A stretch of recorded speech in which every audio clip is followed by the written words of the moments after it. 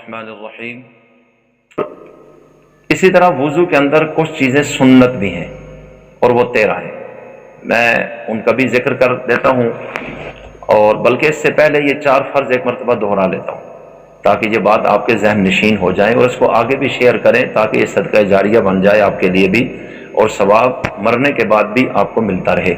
جوں جوں دنیا اس پہ عمل کرے گی انشاءاللہ یہ ثواب آپ کے کھاتے میں آئے گا۔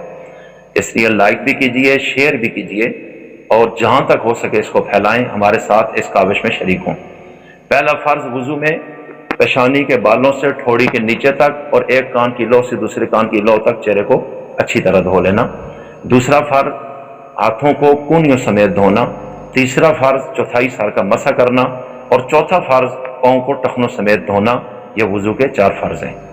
اس کے بعد ایک دو چیزیں اور آپ کے سامنے اب رکھنی ہیں۔ ایک تو یہ ہے کہ جب آپ نے چہرہ دھونا ہے اس میں اس چیز کا آپ نے ذہن میں رکھنا ہے کہ اگر آپ کی داڑھی ہے اور داڑھی گھنی نہیں، یعنی آپ کے چہرے کی جلد نظر آ رہی ہے، تو پھر جہاں تک جتنی نظر آ رہی ہے اس تک پانی پہنچانا ضروری ہے، یہ فرض ہے وہ، کیونکہ وہ چہرے کا حصہ ہے۔ اور اگر داڑھی اتنی گھنی ہے کہ چہرے کی کھال تھوڑی اس ارد گرد دائیں بائیں سے چھپ گئی ہے، تو پھر آپ بس جہاں تک نظر آ رہا ہے وہاں تک تو دھونا فرض ہے، اور باقی اوپر پانی ایسے ہی بہا دیں گے جتنا بھی آ سکے، اس کو داڑھی کو دھونا فرض نہیں ہے۔ اور اسی طرح وضو ہمیشہ پانی سے ہوگا، اور پانی کا پاک ہونا بھی ضروری ہے۔ اس کے الگ مسائل ہیں، چونکہ وہ میرا موضوع نہیں، ورنہ میں اس کی بھی یہاں تفصیل ذکر کرتا۔ اس لیے پاک پانی سے آپ نے یہ وضو کرنا ہے اور ان 4 فرائض کا خیال رکھنا ہے۔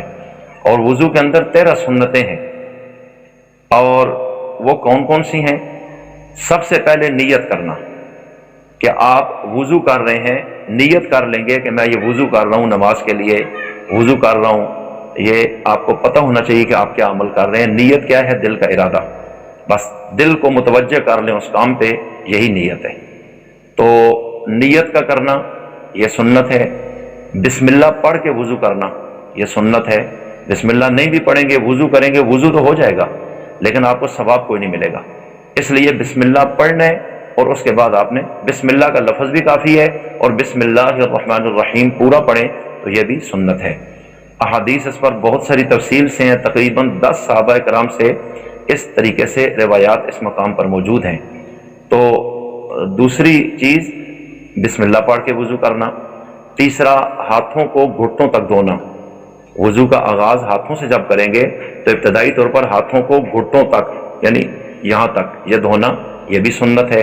اس کے بعد کلی کرنا یہ سنت ہے۔ مسواک کرنا یہ سنت ہے۔ ناک میں پانی ڈالنا یہ سنت ہے۔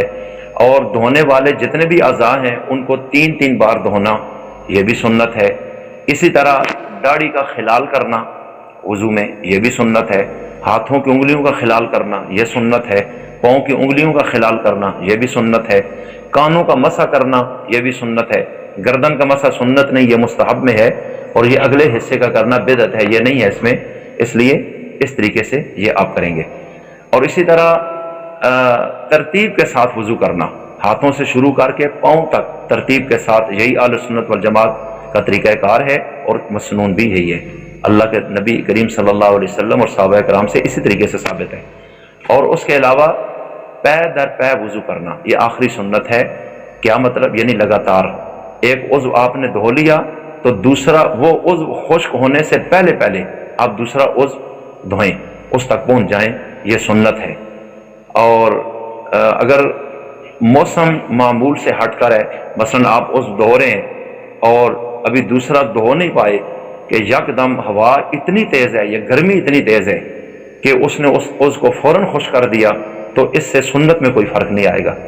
اس لیے وضو کے 4 فرائض اور 13 سنتیں میں نے آپ کے سامنے پیش کی ہے۔ اللہ تعالی ہمیں عمل اور سمجھ کی توفیق نصیب فرمائے۔ بہت شکریہ، والسلام۔